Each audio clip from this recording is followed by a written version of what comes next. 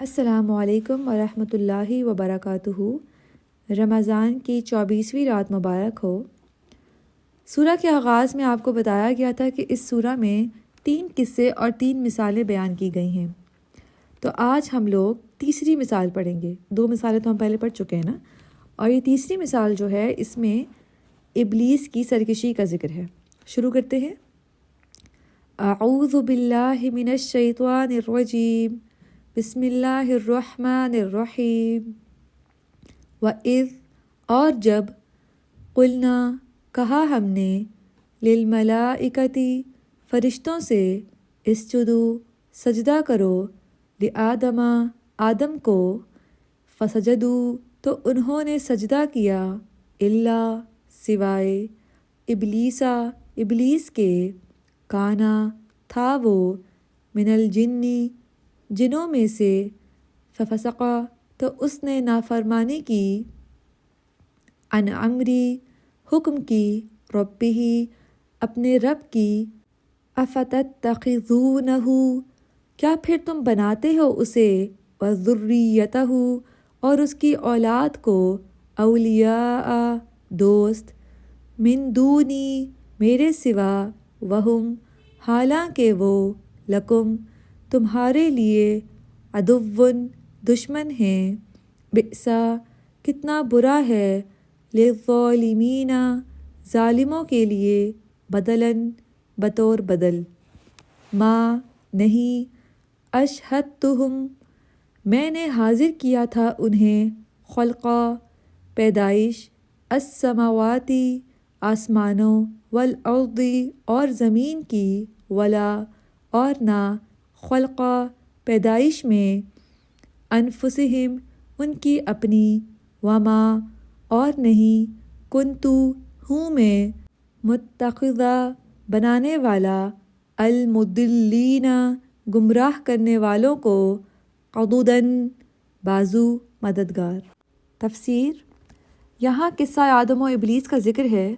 اللہ تعالیٰ نے انسانوں کو تنبیہ فرمائی ہے کہ ابلیس کو ان سے بے حد عداوت ہے،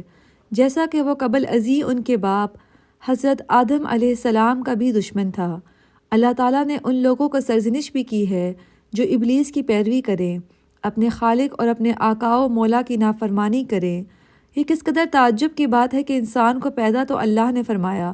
اور اپنے لطف و کرم سے اسے رزق عطا فرمایا، مگر اس سب کچھ کے باوجود وہ ابلیس کا دوست اور اپنے اللہ کا دشمن بن جاتا ہے۔ ارشاد باری تعالیٰ ہے، وَإِذْ قُلْنَا لِلْمَلَائِكَةِ اور جب ہم نے فرشتوں کو حکم دیا، یعنی تمام فرشتوں کو، جیسا کہ سورہ بقرہ کے آغاز میں قبل ازیں بیان کیا جا چکا ہے کہ اسجدوا لآدم آدم کو سجدہ کرو۔ یہ تشریف و تکریم اور تعظیم کا سجدہ تھا، جیسا کہ ارشاد باری تعالیٰ ہے سورہ الحجر میں فرمایا، اور جب آپ کے پروردگار نے فرشتوں سے فرمایا کہ میں کھنکھناتے سڑے ہوئے گارے سے ایک بشر بنانے والا ہوں، جب اس کو درست کر لوں، یعنی سورۃ انسانیہ میں، اور اس میں روح پھونک دوں تو اس کے آگے سجدے میں گر پڑنا۔ اور فرمان الہی ہے، فسجدوا الا ابلیس کان من الجن تو سب نے سجدہ کیا مگر ابلیس وہ جنات میں سے تھا، یعنی ابلیس نے سجدہ نہیں کیا۔ اس کی اصلیت نے اس کی مخالفت کی اور اسے دھوکہ دیا، کیونکہ اسے آگ کے شعلے سے پیدا کیا گیا تھا، جبکہ فرشتے نور سے پیدا ہوئے تھے، جیسا کہ صحیح مسلم میں حضرت عائشہ رضی اللہ تعالیٰ عنہا کی روایت ہے کہ رسول اللہ صلی اللہ علیہ وآلہ وسلم نے فرمایا، فرشتوں کو نور سے پیدا کیا گیا، جنوں کو آگ کے شعلے سے پیدا کیا گیا، اور آدم کو اس چیز سے پیدا کیا گیا جسے تمہارے سامنے بیان کیا جا چکا ہے، یعنی مٹی سے۔ ضرب المثل ہے، بوقت ضرورت برتن سے وہی کچھ چھلکتا ہے جو اس میں ہو، چنانچہ اس موقع پر ابلیس کو بھی اس کی اصلیت نے دھوکہ دیا اور اسے سجدہ نہ کرنے دیا۔ اس نے فرشتوں کے افعال شروع کر کے ان کے ساتھ مشابہت اختیار کر لی تھی اور عبادت و ریاضت شروع کر دی تھی، اس لیے وہ بھی اس خطاب میں داخل تھا جو فرشتوں کے لیے تھا، مگر اس نے مخالفت کر کے اللہ تعالیٰ کے حکم کی نافرمانی کی۔ اللہ تعالیٰ نے یہاں یہ بیان فرمایا کہ وہ جنات میں سے تھا، اس طرح توجہ دلائی ہے کہ اسے آگ سے پیدا کیا گیا تھا، جیسا کہ اس نے خود بھی کہا۔ سورہ صاد میں آتا ہے، میں اس سے بہتر ہوں، تو نے مجھے آگ سے پیدا کیا اور اسے مٹی سے بنایا۔ امام حسن بصری رحمۃ اللہ فرماتے ہیں کہ ابلیس لمحہ بھر کے لیے بھی فرشتوں میں سے نہ تھا، کیونکہ وہ تو جنات کی اصل تھا، جیسا کہ آدم علیہ السلام انسانوں کی اصل ہیں۔ اسے امام ابن جریر نے صحیح سند کے ساتھ روایت کیا ہے۔ فرمان الہی ہے فَفَسَقَ عَنْ أَمْرِ رَبِّهِ، تو وہ اپنے پروردگار کے حکم سے باہر ہو گیا، یعنی اللہ تعالیٰ کی اطاعت سے خارج ہو گیا۔ فسق کے معنی خروج کے ہیں۔ فسقت الرطبۃ اس وقت کہا جاتا ہے جب کھجور اپنے خوشوں سے نکل آئے، اور فسقت الفأرۃ من جحرها اس وقت کہتے ہیں جب چوہا چیزیں خراب کرنے کے لیے اپنے بل سے باہر نکل آئے۔ پھر اللہ تعالیٰ نے ابلیس کی اطاعت و فرمانبرداری کرنے والوں کو سرزنش کرتے ہوئے فرمایا افتتخذونہ وذریتہ اولیاء من دونی، کیا تم اس کو اور اس کی اولاد کو میرے سوا دوست بناتے ہو، یعنی میرے بجائے تم ان کو دوست بناتے ہو۔ اسی لیے فرمایا بئس للظالمین بدلا، اور ظالموں کے لیے برا بدل ہے۔ یہ مقام اسی طرح ہے جیسے اللہ تعالیٰ نے سورہ یاسین میں قیامت اور اس کی ہولناکیوں اور سعادت مند و بدبخت لوگوں کے انجام کا ذکر کرنے کے بعد فرمایا اے گنہگارو، اور تم آج الگ ہو جاؤ، اے آدم کی اولاد، ہم نے تم سے کہہ نہیں دیا تھا کہ شیطان کو نہ پوجنا، وہ تمہارا کھلا دشمن ہے، اور یہ کہ میری ہی عبادت کرنا، بس یہ سیدھا رستہ ہے، اور اس نے تم میں سے بہت سی خلقت کو گمراہ کر دیا ہے، تو کیا تم نہیں سمجھتے؟ تو ان آیات میں ایک اہم پوائنٹ نوٹ کرنا ہے آپ لوگوں نے کہ جو سجدہ حضرت آدم علیہ السلام کو فرشتوں کو کرنے کا حکم ہوا تھا وہ سجدہ تعظیمی تھا، اور یہ اللہ کے حکم سے ہوا تھا، جبکہ عام حالات میں کسی اللہ کے سوا کسی کو بھی سجدہ جائز نہیں ہے۔ اگلی آیت دیکھتے ہیں میں نے انہیں نہ آسمانوں اور زمین کے پیدا کرنے میں گواہ حاضر کیا اور نہ خود ان کے پیدا کرنے میں، اور میں گمراہ کرنے والوں کو بازو بنانے والا نہیں، یعنی مددگار بنانے والا نہیں۔ اب یہاں مشرک جنہیں پکارتے ہیں ان کے بارے میں کہا جا رہا ہے کہ وہ ذرے کے بھی مالک نہیں ہیں۔ مشرکوں کے معبودوں کو کسی چیز کی تخلیق کے وقت نہیں بلایا گیا۔